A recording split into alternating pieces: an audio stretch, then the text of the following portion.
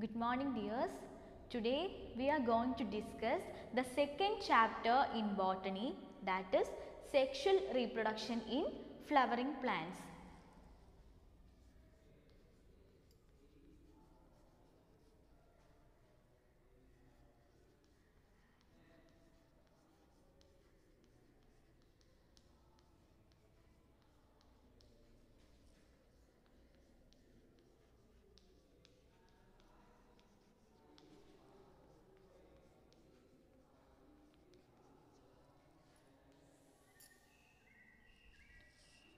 So this is the second chapter in botany. This chapter is very much important for you because more number of questions will arise for your examination from this chapter.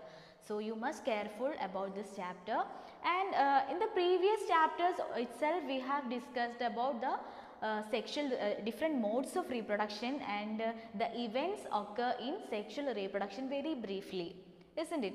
So here in this chapter we are going to discuss the structure, morphology and the processes that occur during the sexual reproduction in more detail. Okay. So flowers are the most important parts that carry out sexual reproduction in plants. Okay. So in angiosperm plants the flowers are the sites of sexual reproduction. We know that the angiosperm plants will reproduce sexually and asexually, and sexual reproduction is most important in the case of angiosperm, that is flowering plants, and flowers are the important other structures which will carry out this sexual reproduction. So it is important to know the structure, morphology and the process included in sexual reproduction which is taking place within the flower. Okay, so we are going to discuss it in detail. First, we are going to study about the structure of a flower. Okay. This is the diagram of longitudinal section of a typical angiosperm flower. The flower consists of many parts like sepals, petals, stamens and carpels. Just look into the picture. There is calyx, corolla, stamens and carpels. Calyx, the individual units of sepals, that is provided here in this picture.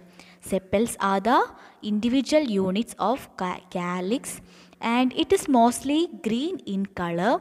These are the exterior part of a flower that protect the interior part of the flower. And next is corolla. The individual units are called as petals, that is given in this picture. Okay, the colored showy parts are the petals and it helps to attract the pollinators. And next is stamen. It is the male reproductive organ of a flower. It consists of two parts, that is filament and anther. And the other one is carpel.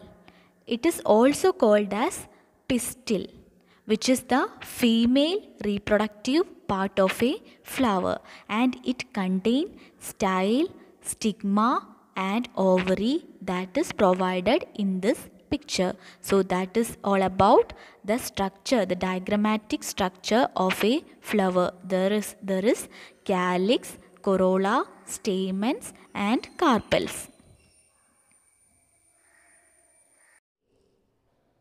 So we have discussed about a structure of flower, and these structures are the different floral parts, inflorescence and the flower plays the vital role in carry out the they are modified, they are adapted to carry out the sexual mode of reproduction.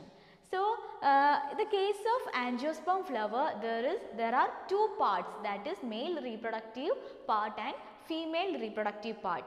So the male reproductive part is called as andrecium and the female reproductive part is called as gynoecium.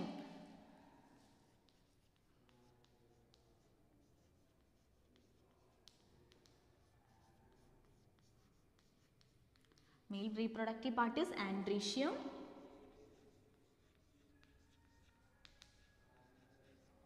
and the female reproductive part is gynoecium.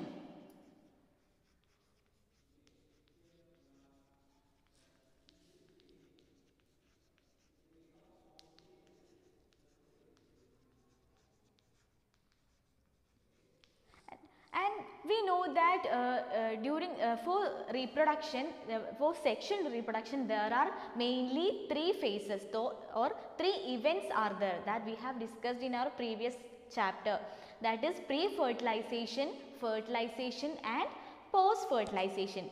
So from the pre-fertilization itself, for the development of a flower, the plant will undergo many hormonal and structural changes. So the leaf primordia of the plant will get differentiated to develop as a flower. That is the evolution of a flower. Okay, the leaf primordia will get differentiated and to develop into a flower. In the case of androecium and gynoecium, there are many structures inside these structures. So we have to look into that. Okay. First we are going to study about androecium.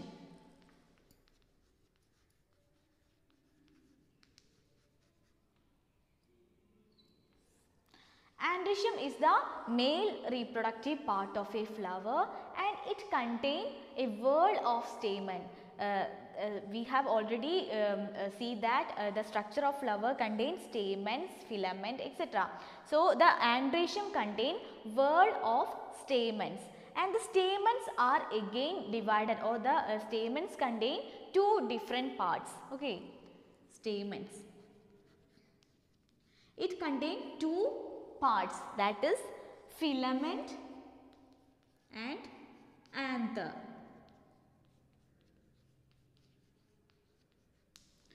Filament is the long slender stalk of the stamen. It is the long slender stalk.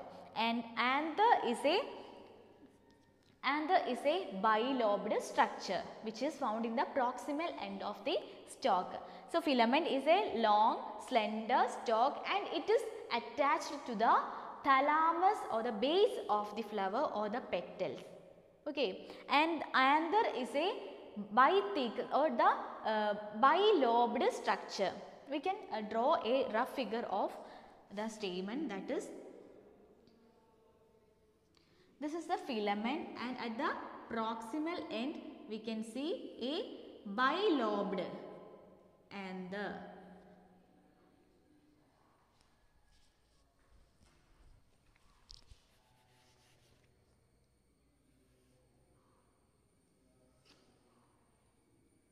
This is only a rough figure.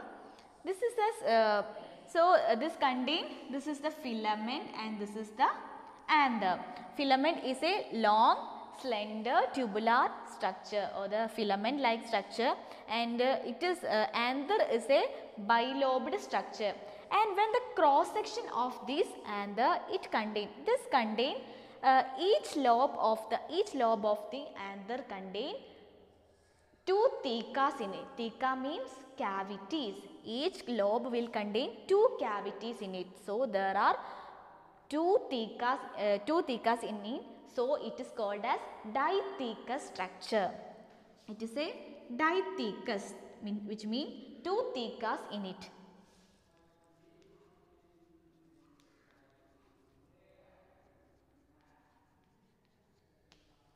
And in each theca, 2 microsporangia is present. So that for two different thecas, there are 4 microsporangia is present.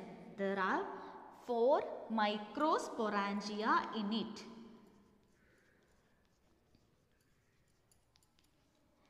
And this microsporangia is mature to form pollen sacs which contain pollen grains. Okay, it will develop or it will mature to form pollen sacs. Okay, so anther is a bilobed structure and each lobe will contain 2 thecas. So it will called as dithecous in nature. And while taking the cross section of the anther, we can see a 4 microsporangia, 4 chamber like structure, and it will the microsporangia mature to form pollen sacs. And now we are moving on to the structure of a microsporangia, how the structure of a microsporangia can be described. Or before going to that, the longitudinal section, that is in between these two lobes of anther, there is a longitudinal curve or the longitudinal structure is seen, and it is called as line of dehiscence. Line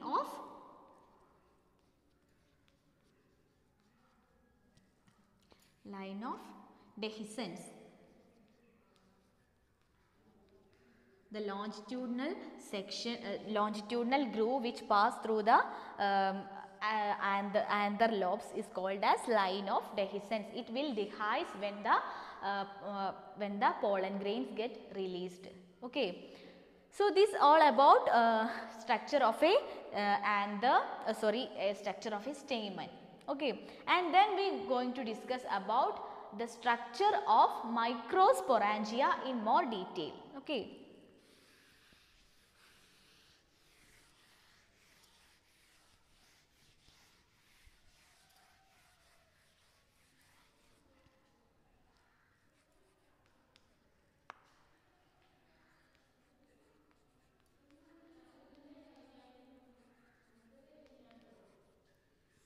I will draw a rough figure for you, don't copy this, it's just a rough figure. Okay.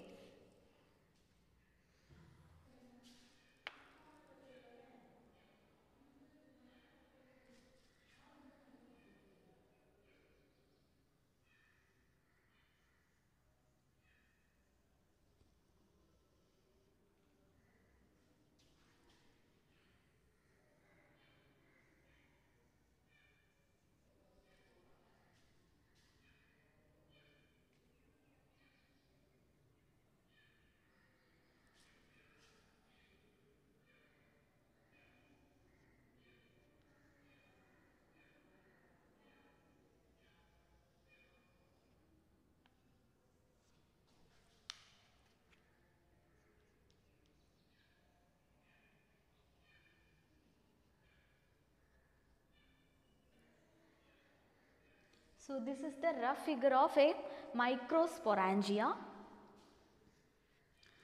And for microsporangia, there are mainly four outer structures are present. That is, the outermost layer is epidermis.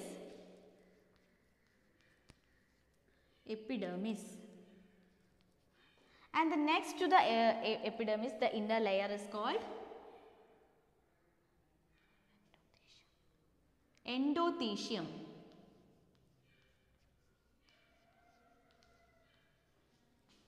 And the next layer is called middle layer.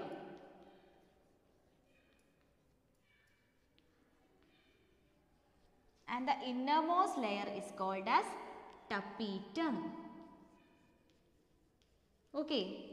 These are the outer layers of these microsporangia, that is epidermis is the outermost layer, and just inner to it there is endothecium, and inner to the endothecium there is middle layer, and the innermost layer is tapetum. These three layers, that is epidermis, endothecium and middle layer, is called as outer layers, that is protective layers, outer layers.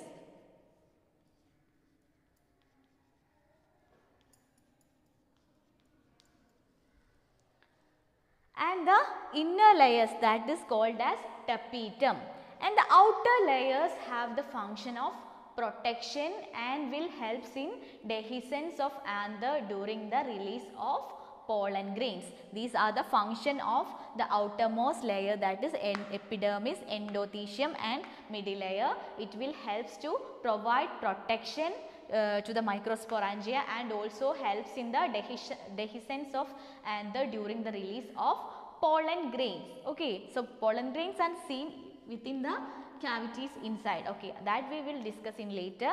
And the tapetum is the innermost layer that will helps to nourish the developing pollen grain. What means the nourishing Yes, it means the providing nutrients to the developing pollen grains.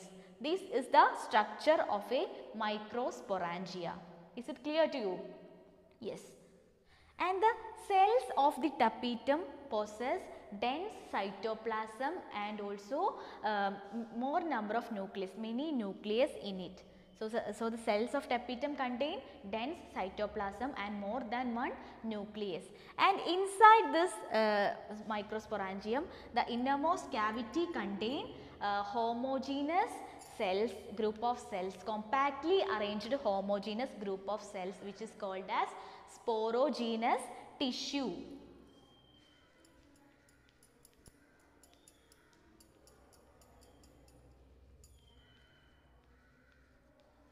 So the innermost region of the pollen microsporangia will contain compactly arranged homogeneous cells, which is called as sporogenous tissue in its young stages, in its immature stages. Okay, that's all about the structure of microsporangia, and we can discuss it in detail for the next class.